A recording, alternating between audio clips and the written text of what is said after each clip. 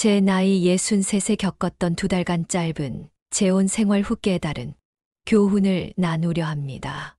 지금 돌이켜보면 절대로 하지 말았어야 할 선택이었습니다. 그때는 정말 제정신이 아니었던 것 같아요. 노년의 외로움이 이성적 판단을 흐리게 하더군요. 제 경험이 비슷한 상황에 처한 분들께 도움이 되길 바랍니다. 시작하기 전 우측 하단의 구독 버튼과 좋아요 한 번만 눌러주세요. 구독하시면 앞으로도 이런 진솔한 인생 이야기들을 계속 받아보실 수 있습니다. 이제 제 사연을 들려드릴게요.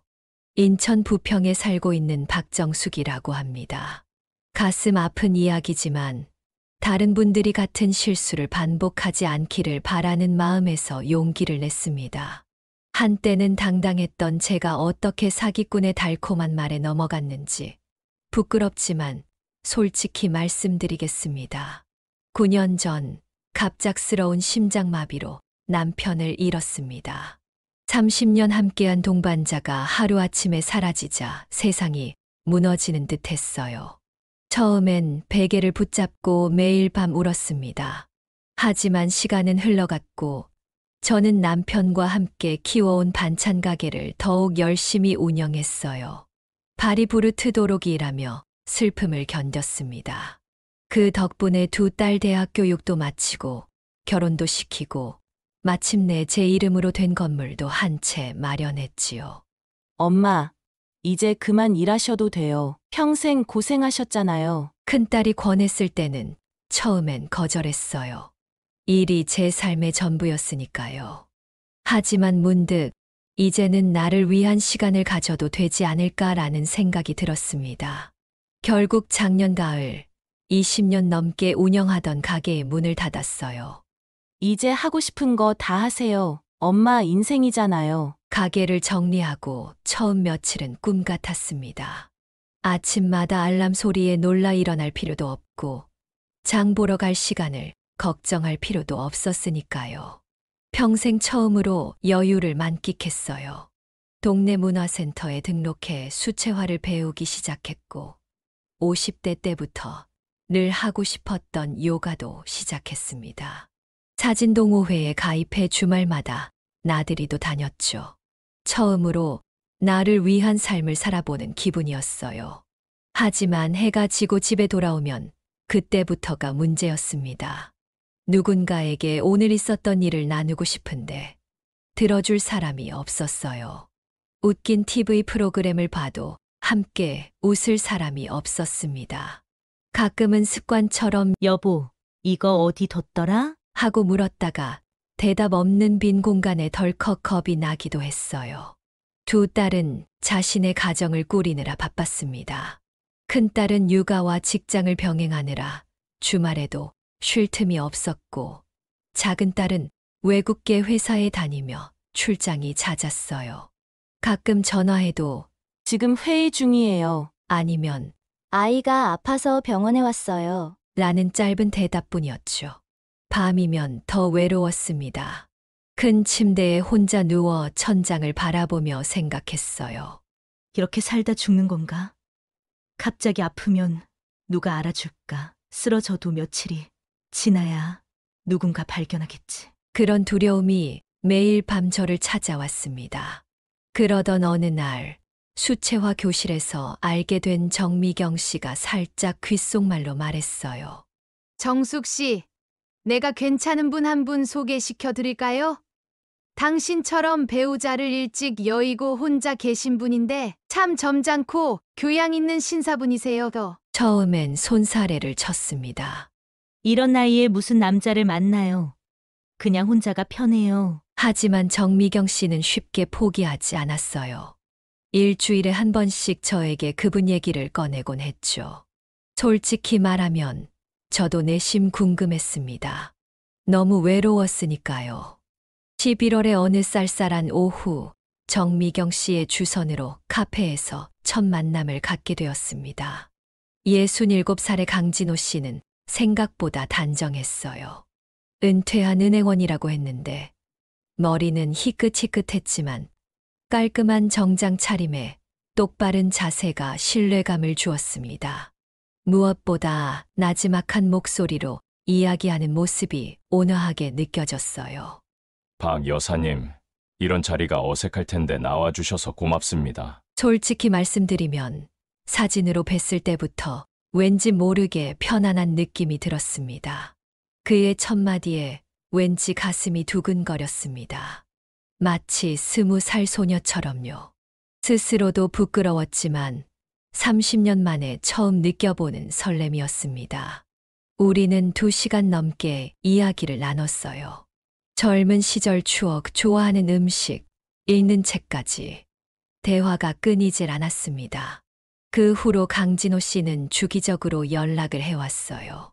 처음엔 일주일에 한 번, 그 다음엔 사흘에 한 번, 나중엔 매일 전화가 왔습니다.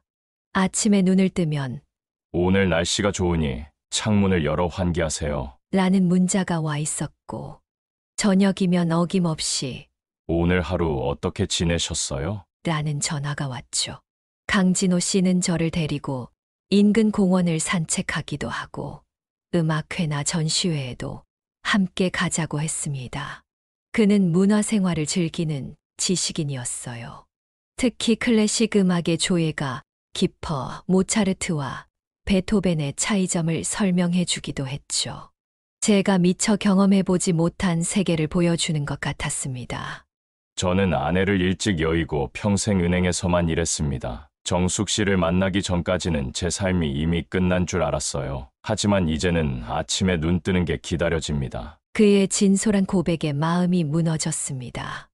외로움에 침잠해 있던 제게 그의 따뜻한 말 한마디는 사막의 오아시스 같았어요.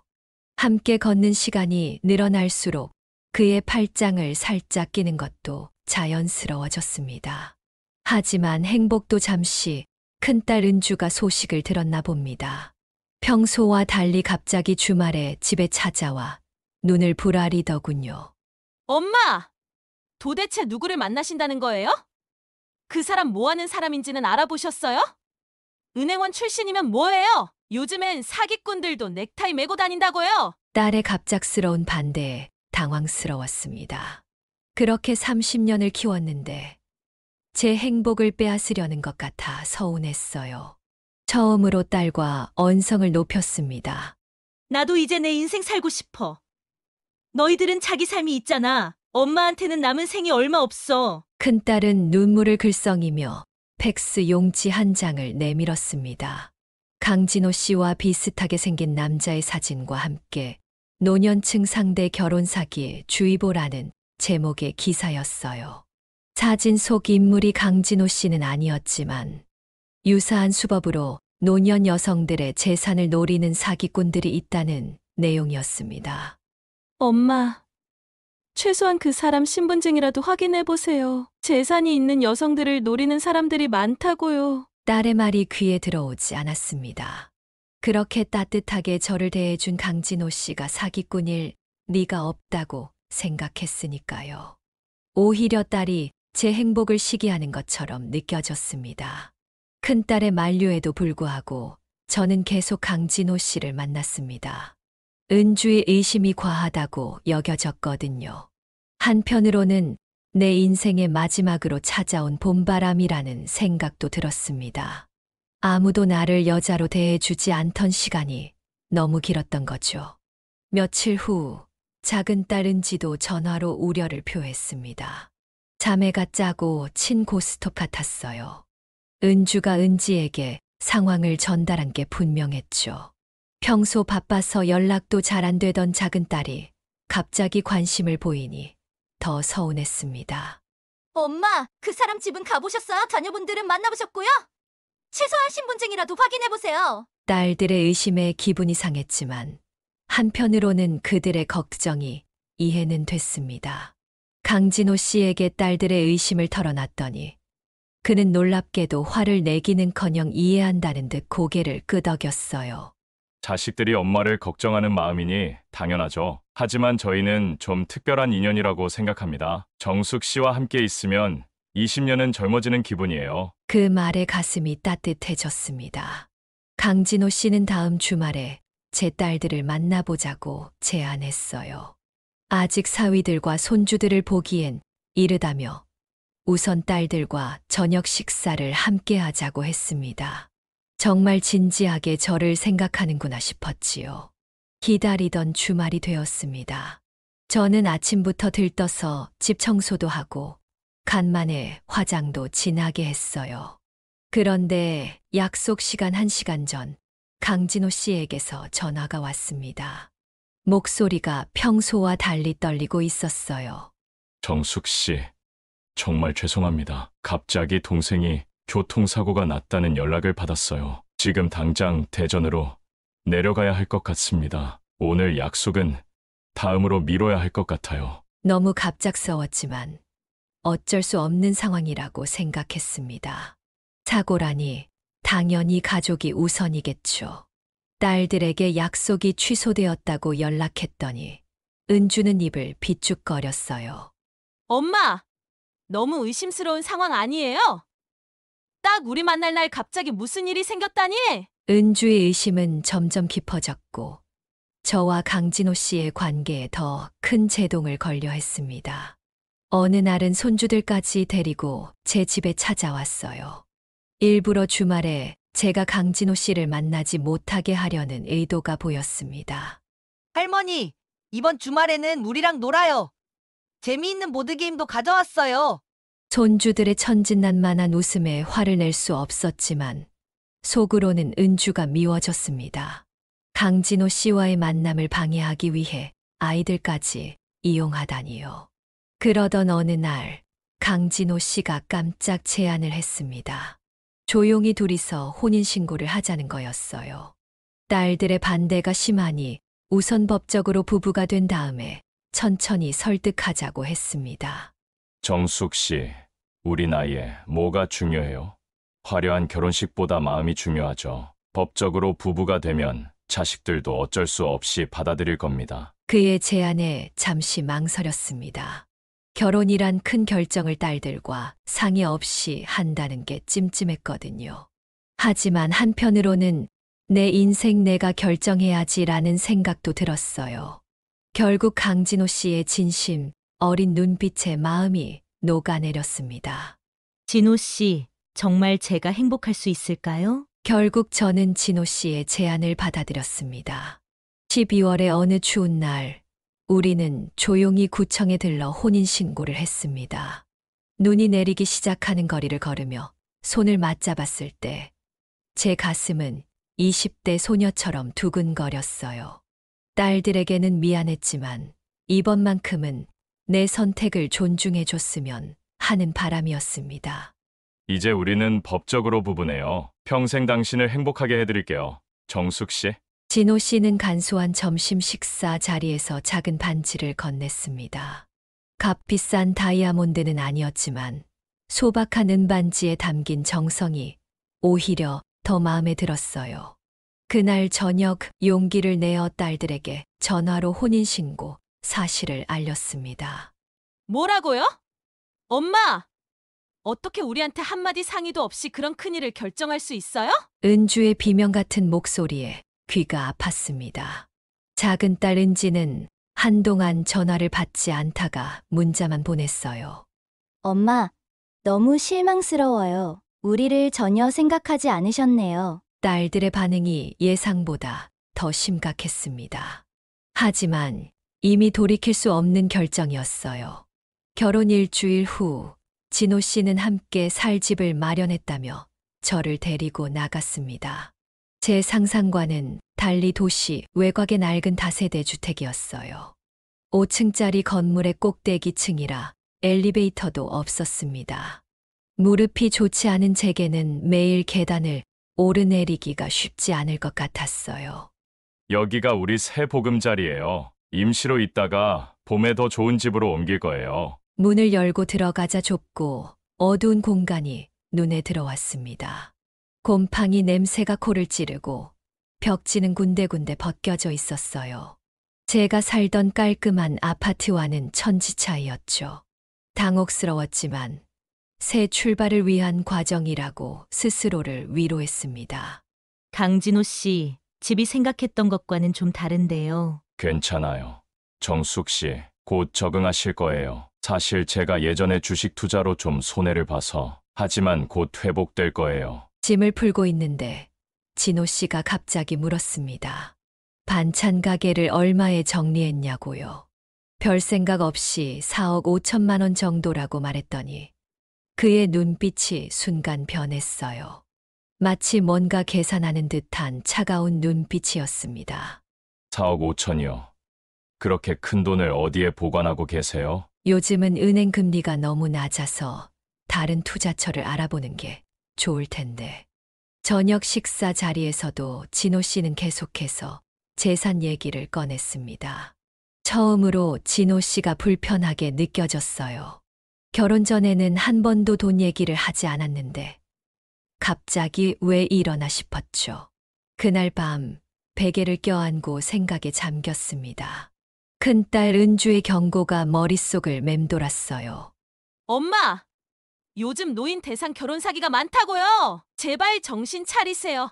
그때는 딸의 말이 과한 걱정이라고 생각했는데 이제는 조금씩 의심이 들기 시작했습니다.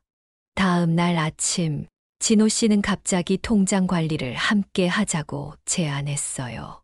평생 은행원으로 일했으니 자기가 잘할 수 있다면서 제 통장과 도장을 보여달라고 했습니다. 아내의 재산도 남편이 관리하는 게 당연하잖아요. 정숙 씨는 고생 많이 하셨으니 이제 저한테 맡기고 편하게 쉬세요. 진호 씨의 돈 얘기가 점점 집요해졌습니다. 마치 돈 냄새를 맡은 사냥개처럼 제 재산을 낱낱이 파악하려는 듯했어요. 그날 저녁 식사 때도 통장 관리를 다시 언급했습니다. 정숙 씨, 우리는 이제 한 가족인데 뭘 그렇게 망설이세요? 제가 평생 은행에서 일했잖아요. 돈 관리는 전문가에게 맡기는 게 좋아요. 무언가 마음에 걸렸지만 아직은 그의 말이 틀리지 않다고 생각했습니다. 가정에서 남자가 살림살이를 맡는 것이 당연하다고 배우며 자랐으니까요. 결국 제 통장 몇 개와 도장을 건네주었습니다. 그때만 해도 진호 씨가 나쁜 사람이라고는 생각하지 않았어요. 하지만 이상한 일들이 하나둘 일어나기 시작했습니다. 어느 날 아침 화장실에 다녀오니 진호 씨가 제 핸드폰을 뒤적이고 있었어요. 놀라서 물었더니 별일 아니라는 듯 태연하게 대답했습니다. 아, 혹시 정숙 씨가 갑자기 아프기라도 하면 가족들에게 연락할 방법이 필요할 것 같아서 비밀번호는 어떻게 되나요? 무언가 이상했지만 한편으로는 나를 배려하는 마음이라고 생각했습니다. 그래서 핸드폰 비밀번호도 알려주었어요. 그 후 진호 씨는 제 핸드폰으로 걸려오는 전화를 자주 받기 시작했습니다. 특히 딸들이 전화할 때면 먼저 받아 짧게 대화를 끝내곤 했어요. 집에서의 생활도 점점 통제받는 듯 했습니다. 매주 목요일마다 나가던 수채화 교실도 못 가게 하고 화요일과 금요일 노래교실도 그만두라고 했습니다. 이유인즉슨 바깥에서 사기꾼들이 노인들을 노린다는 거였죠. 요즘 세상이 험해요. 그런 곳에 다니면 사기꾼들이 접근하기 쉬워요. 정숙 씨가 재산이 있다는 걸 눈치채면 위험할 수 있어요. 처음에는 걱정해주는 마음이라 생각했지만 점점 갑갑해졌습니다. 마치 새장에 갇힌 새처럼요. 친구들과의 연락도 점점 끊기기 시작했어요. 진호 씨는 제 핸드폰으로 오는 문자를 검열하듯 확인했고 수상하다고 판단되면 바로 차단했습니다. 미장원에서 만났다는 그 친구, 왜 이렇게 자주 연락해요? 돈 빌려달라고 할 것 같은데 그냥 차단해요. 답답함이 극에 달했을 때 유일한 안식처였던 제 집마저 팔아서 더 작은 집으로 이사하자고 했습니다. 제 명의로 된 집이 너무 크고 관리하기 어렵다는 이유였어요. 하지만 저는 30년 넘게 살아온 그 집의 추억이 담겨 있었습니다.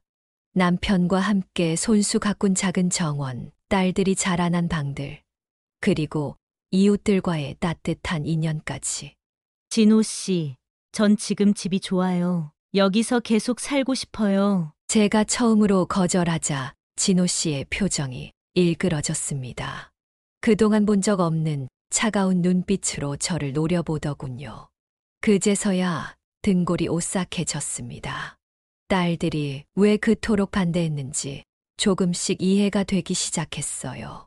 어느 날은 제 명의의 건물에서 월세를 받으러 가려고 하자 진호 씨가 막아섰습니다. 자기가 대신 가겠다고요. 세입자들이 여자 집주인보다 남자 집주인을 더 무서워한다면서 월세를 더 잘 받아올 수 있다고 했습니다. 그날 밤 옆에서 코를 골며 자는 진호 씨를 바라보며 불안감이 밀려왔습니다. 내가 지금 누구와 살고 있는 거지? 마치 낯선 사람과 한 집에 있는 것 같았어요. 가족처럼 느껴지지 않았습니다.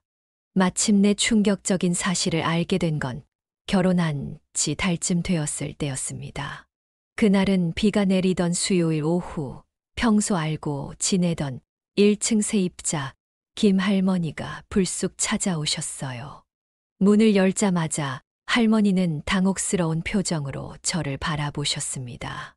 박 사장님, 새 통장으로 입금하라는 말씀이셨죠? 지난달 월세는 남편분 통장으로 넣었는데 잘 받으셨나 모르겠어서요. 그 말을 듣는 순간 머릿속이 하얘졌습니다. 어떤 새 통장. 진호 씨가 제게는 한마디도 없이 세입자들에게 월세 계좌를 바꾸라고 했다니. 김 할머니가 떠난 후 다른 세입자들에게도 확인해 봤습니다. 놀랍게도 모두 같은 대답이었어요. 진호 씨가 일일이 찾아가 자신의 통장으로 입금하라고 했다는 것이었습니다. 손이 떨려 제 통장을 확인해 보니 2달치 월세 약 500만 원이 들어오지 않았습니다. 처음으로 속았다는 생각이 확실히 들었어요. 가슴이 철렁 내려앉는 느낌이었습니다. 그동안 진호 씨가 보여준 다정함, 배려심, 따뜻한 말들이 모두 연기였던 걸까요? 저녁 식사를 준비하며 어떻게 이 문제를 꺼낼지 고민했습니다. 심장이 미친 듯이 뛰었어요. 진호 씨가 귀가하자 떨리는 목소리로 물었습니다. 진호 씨, 혹시 우리 건물 세입자들에게 월세 통장 바꾸라고 했나요? 예상과 달리 진호 씨는 전혀 당황하지 않았습니다. 오히려 당연하다는 듯 고개를 끄덕이며 차분하게 대답했어요. 여자 집주인은 세입자들이 만만하게 본다면서 자기가 관리하는 게 더 효율적이라고 했습니다. 마치 제 허락이 필요 없는 일인 것처럼요. 식사 중간에 갑자기 진호 씨가 자기 아들 이야기를 꺼냈습니다. 아들이 사업에 실패해서 빚이 많다며 당장 3천만 원이 필요하다고 했어요. 그 말을 듣자 모든 퍼즐이 맞춰지는 느낌이었습니다. 진호 씨의 진짜 목적이 보였어요. 제 재산을 노린 것이었습니다. 잠자리에 들기 전 진호 씨는 마치 아무 일도 없었다는 듯 TV를 보고 있었어요. 하지만 저는 잠을 이룰 수 없었습니다. 밤새 생각을 정리하며 어떻게 이 상황에서 빠져나갈지 고민했습니다. 새벽녘에야 결론을 내렸어요. 이대로는 안 돼. 빨리 여기서 나가야 해. 다음 날 아침, 진호 씨가 외출한 틈을 타 서둘러 은행으로 향했습니다. 지점장님을 꼭 만나야 했어요. 다행히 20년 넘게 거래한 은행이라 지점장님이 저를 알아보셨습니다. 떨리는 목소리로 상황을 설명하자 지점장님의 표정이 심각해졌어요. 즉시 모든 계좌에 지급 정지를 걸고 새로운 계좌로 남은 돈을 모두 옮겼습니다. 인터넷 뱅킹도 해지하고 혹시 모를 명의 도용도 방지했어요. 지점장님은 이런 경우가 생각보다 많다며 조심하라고 당부했습니다. 은행 일을 마치고 부동산 사무실로 향했습니다. 세입자들에게 연락해 월세 통장을 다시 제 것으로 바꾸도록 했어요. 부동산 사장님도 제 상황을 듣고 적극 도와주셨습니다.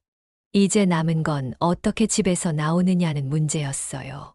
그날 저녁 진호 씨는 평소보다 더 다정했습니다. 제가 무언가 알아챘다는 걸 눈치챘는지 꽃까지 사왔더군요. 하지만 이제는 그의 미소도 다정한 말투도 위장된 가면으로만 보였습니다. 저는 아픈 척하며 일찍 잠자리에 들었어요. 새벽에 진호 씨의 통화 소리에 잠이 깼습니다. 거실에서 작은 목소리로 전화하고 있었어요. 문틈으로 귀를 기울였더니 충격적인 말이 들려왔습니다. 사장님, 조금만 더 기다려요. 이 집에 돈이 생각보다 많아요. 건물에, 예금에 최소 7억은 될 거예요. 한 달만 더 참으면 다 우리 거예요. 그 말을 들은 순간 온몸에 소름이 돋았습니다. 2달 전만 해도 평생 함께하고 싶은 사람이라며 달콤한 고백을 했던 그 입에서 나온 말이라고는 믿기지 않았어요. 모든 게 거짓이었습니다. 그의 다정함, 배려, 사랑, 고백까지 전부 제 재산을 노린 연기였던 거예요. 침대로 돌아와 이불을 뒤집어 쓰고 소리 없이 울었습니다. 수치심과 분노, 배신감이 한꺼번에 밀려왔어요. 딸들의 경고를 무시한 제 자신이 바보 같았습니다. 그들이 왜 그토록 반대했는지 이제야 뼈저리게 깨달았어요. 더는 지체할 시간이 없었습니다. 최대한 빨리 이 집을 나가야 했어요. 다음 날 아침 진호 씨는 친구를 만나러 간다며 일찍 집을 나섰습니다. 그가 현관문을 닫자마자 서둘러 짐을 싸기 시작했어요. 옷 몇 벌, 중요한 서류들, 남편과 찍은 사진, 그리고 소중한 기념품 몇 개. 30년 동안 모은 물건 중 꼭 필요한 것만 작은 가방에 담았습니다. 떠나기 전 마지막으로 집을 둘러보았어요. 단 2달 살았지만 이곳에서의 기억은 평생 지울 수 없는 상처로 남을 것 같았습니다. 가방을 들고 계단을 내려가는데 심장이 요동쳤어요. 마치 도둑처럼 빠져나가는 제 모습이 비참했지만 이것이 유일한 탈출구였습니다. 택시를 타고 큰딸 은주의 집으로 향했습니다. 차 안에서 진호 씨에게 간단한 문자를 보냈어요. 더는 함께 살 수 없다고, 변호사를 통해 이혼 절차를 밟겠다고, 그리고 세입자들에게도 단체 문자를 보냈습니다. 앞으로는 제가 직접 관리할 테니 다른 통장으로는 절대 입금하지 말라고요. 은주의 집 앞에 도착했을 때 딸이 이미 현관에서 기다리고 있었습니다. 제가 택시에서 내리자마자 달려와 꼭 안아주었어요. 그제서야 참았던 눈물이 터져 나왔습니다. 엄마, 정말 다행이에요. 얼마나 걱정했는지 몰라요. 은주의 품에 안겨 흐느끼는데 핸드폰이 쉴 새 없이 울렸습니다. 진호 씨였어요. 처음에는 사과하고 애원하는 문자를 보냈습니다. 하지만 제가 답장하지 않자 점점 메시지 톤이 달라졌어요. 결국에는 노골적인 협박으로 바뀌었습니다. 이대로 도망가면 당신도 결혼 사기로 고소당할 수 있어요. 내 통장으로 돈 빼돌린 증거 다 있으니까. 전화를 차단하고 작은 딸 은지에게도 연락했습니다. 은지는 다음 날 바로 비행기를 타고 왔어요. 2 딸이 돌아가며 저를 위로해 주었습니다. 그동안 제가 얼마나 어리석었는지 자책했지만 딸들은 그저 제가 무사한 것만으로도 고맙다고 했어요. 일주일 후 경찰서에 진호 씨를 사기죄로 고소했습니다. 경찰관은 제 진술을 들으며 놀라움을 감추지 못했어요. 알고 보니 진호 씨는 강진호가 아니라 임성철이라는 사람이었습니다. 여러 지역을 돌아다니며 재산 있는 노년 여성들을 상대로 결혼 사기를 벌여온 전과자였어요. 박 여사님, 정말 다행입니다. 이런 경우 보통은 재산을 다 날리고 나서야 신고하세요.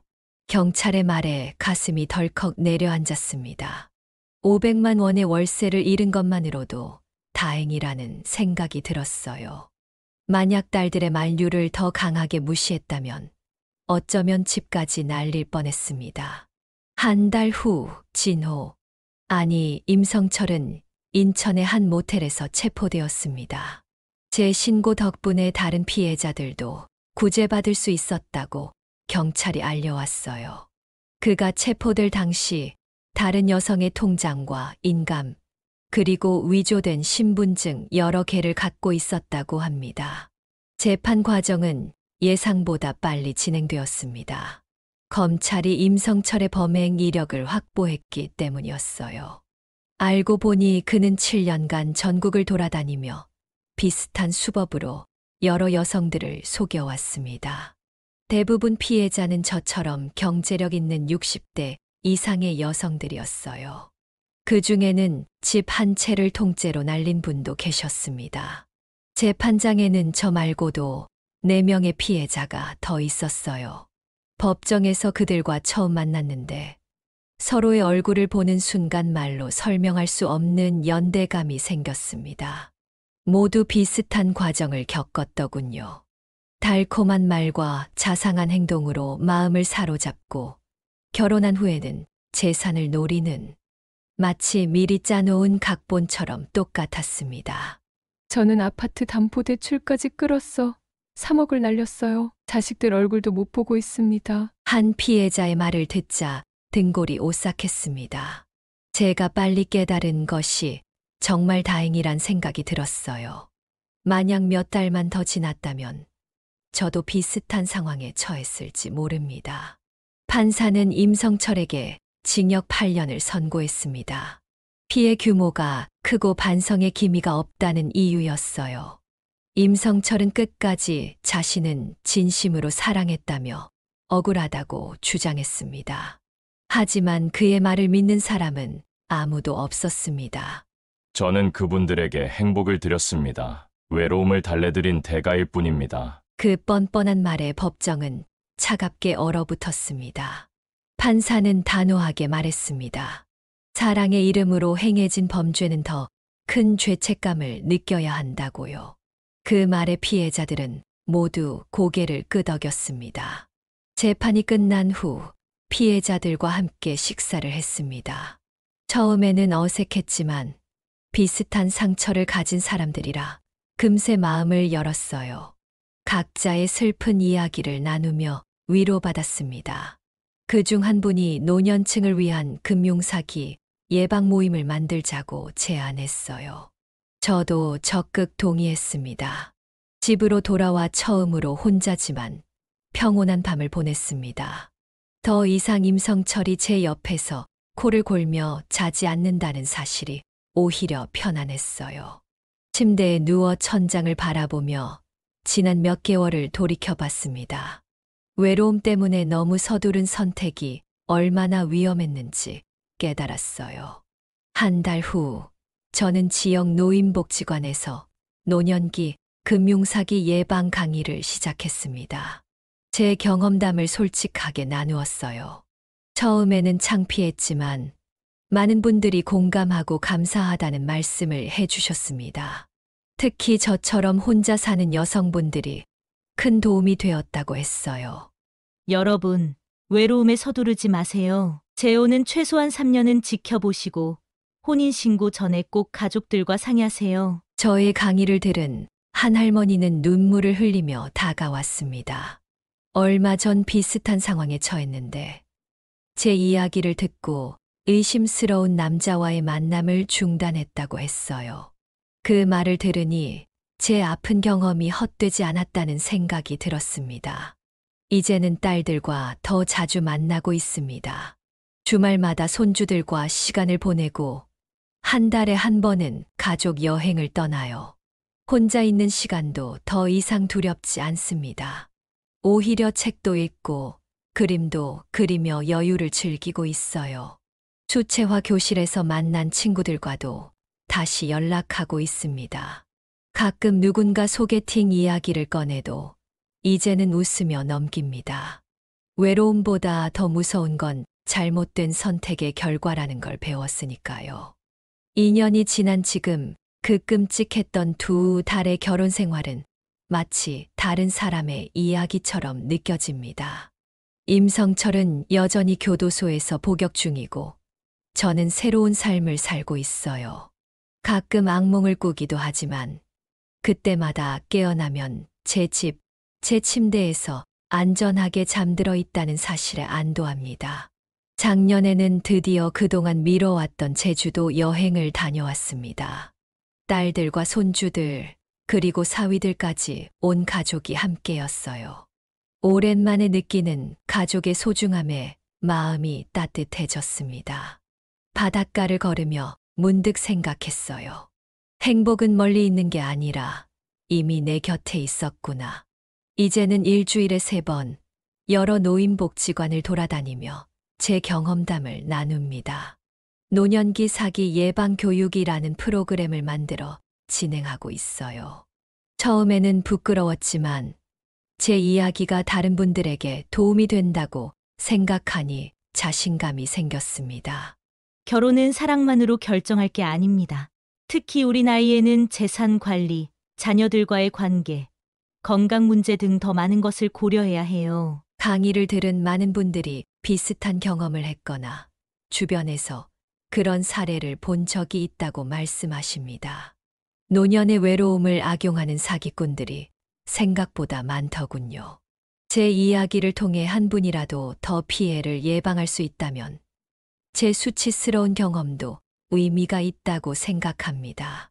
얼마 전에는 지역신문과 인터뷰도 했습니다. 기자는 제 사연이 많은 노년층에게 경각심을 줄 수 있을 거라고 했어요. 인터뷰 사진을 찍을 때는 조금 망설였지만 얼굴을 공개함으로써 더 진정성 있게 다가갈 수 있다고 생각했습니다.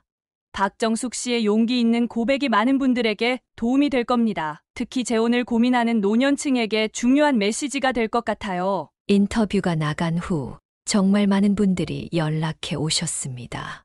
주로 비슷한 상황에 처한 분들이었어요. 저는 그분들에게 무조건 재혼을 말리는 게 아니라 신중하게 결정하라고 조언했습니다. 재혼은 최소 3년은 교제한 후 가족들과 상의하고 법적인 부분도 미리 챙겨두라고요. 반찬 가게를 했던 옛 단골들이 모여 만든 동호회에도 가입했습니다. 한 달에 2번 함께 산책도 하고 영화도 보며 즐거운 시간을 보내고 있어요. 그들 중에는 저처럼 혼자 사는 분들이 많아 서로 의지가 됩니다. 외로움을 달래기 위해 무리한 선택을 하는 것보다 비슷한 상황의 친구들과 소통하는 게 훨씬 건강한 방법이라는 걸 깨달았습니다. 65번째 생일에는 스스로에게 선물을 했습니다. 평생 써오던 구식 핸드폰을 스마트폰으로 바꾸고 새로운 기술을 배우기 시작했어요. 처음에는 어려웠지만 복지관에서 하는 스마트폰 교실을 다니며 차근차근 익혔습니다. 이제는 카카오톡으로 손주들과 대화하고 유튜브로 좋아하는 음악도 듣습니다. 어머니, 요즘 정말 달라지셨어요. 전보다 훨씬 활기차 보이세요. 딸의 말처럼 저는 그 어느 때보다 활기찬 삶을 살고 있습니다. 가끔 밤에 혼자 있으면 여전히 외로움이 찾아오기도 합니다. 하지만 이제는 그 감정을 인정하고 받아들이는 법을 배웠어요. 무작정 피하려 하거나 누군가로 채우려 하지 않습니다. 재혼은 더 이상 생각하지 않습니다. 하지만 그렇다고 사랑과 인연을 완전히 부정하는 것은 아니에요. 언젠가 진정한 동반자가 나타난다면 이번에는 충분한 시간을 두고 신중하게 알아갈 것입니다. 그때까지는 제 자신과의 시간을 소중히 여기며 살아가려 합니다. 이제 이 이야기도 막바지에 다다랐네요. 사랑과 외로움이라는 감정은 나이를 불문하고 모든 사람에게 있습니다. 하지만 노년기에는 이런 감정에 현명하게 대처하는 지혜가 필요해요.